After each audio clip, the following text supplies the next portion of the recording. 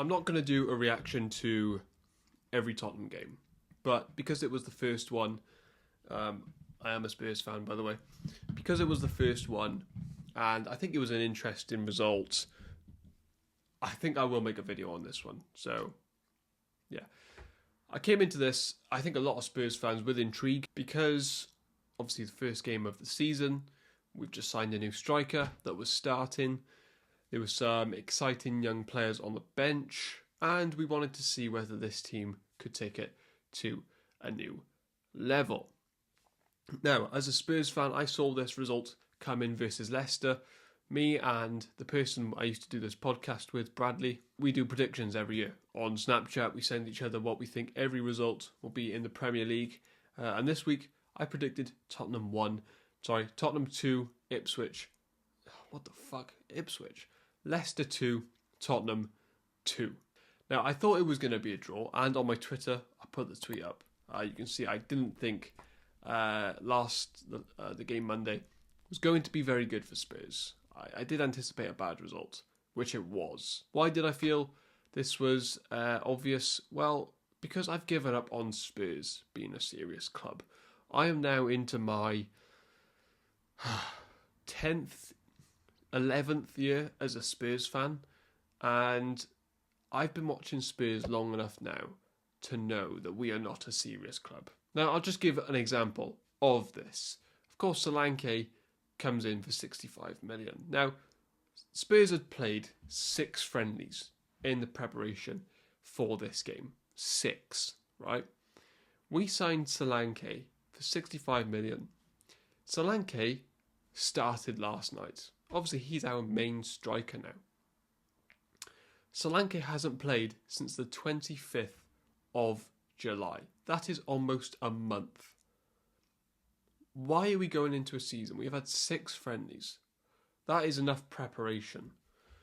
Why is our star striker now the only person in our team, by the way, who was different from last year? And we finished 25 points behind Man City, 24 behind Arsenal. So we know this team isn't good enough.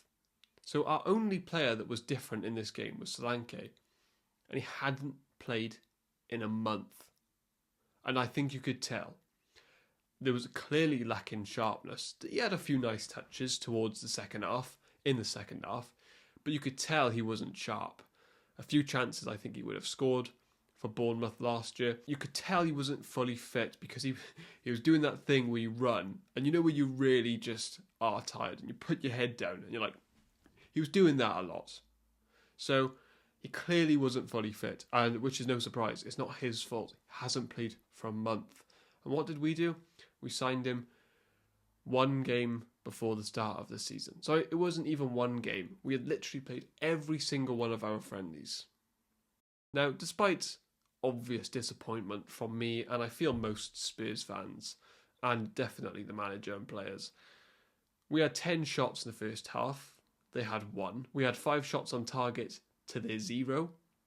Very positive. But I think the more impressive one is 7 shots inside their box in the first half. Again, shows you're really threatening. And we had 9 corners compared to their 0.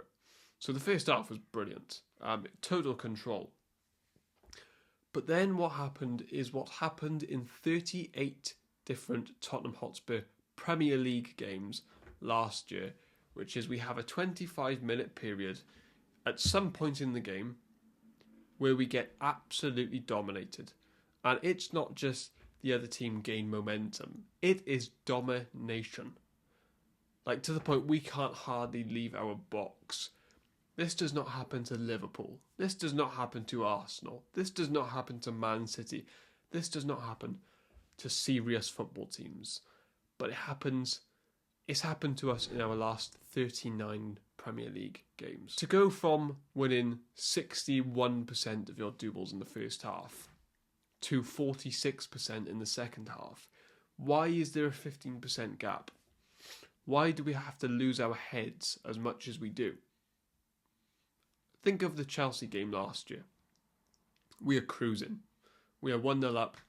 We're about to make it 12 games unbeaten in the Premier League. We nearly go 2-0 up. Son's toe was offside. We then just start flying into tackles. We cannot keep the ball for longer than a minute. We're clearing it every single time. We get 2 red cards in that game. We lose 4-1.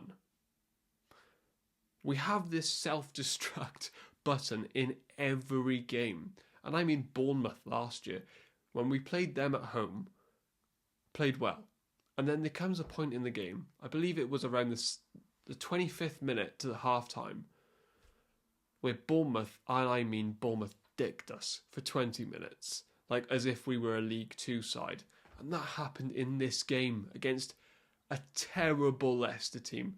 Like Harry Winks is dominating the midfield for 25 minutes. He's not good enough for Tottenham. Why is he dominating us? And in that first half, you know what? I was waiting for it to happen. We played so well. It got to the half an hour mark and I thought, surely Leicester are about due to take over, you know, from seeing what happened so many times last year. To be fair, that didn't happen in the first half. We just did have an excellent first half. But then the second half came. It's a 90-minute game of football. 50th minute to 55th minute from when they got the first goal to the 75th minute, 70th minute. It was just Leicester domination. Unacceptable. Completely unacceptable. But this is the exact same team as last year. The only player who wasn't, Dominic Solanke, and he wasn't even fit. We had 4 players in the Euros. 4. Do you know how lucky that is? Like everyone else, Liverpool, I think must have had about 8 to 10. Man City obviously had a lot. Arsenal, I'm guessing, had a lot. We had 4. We had 4 players in the Euros. We had 6 pre-season friendlies, and we still came into this one unprepared. How?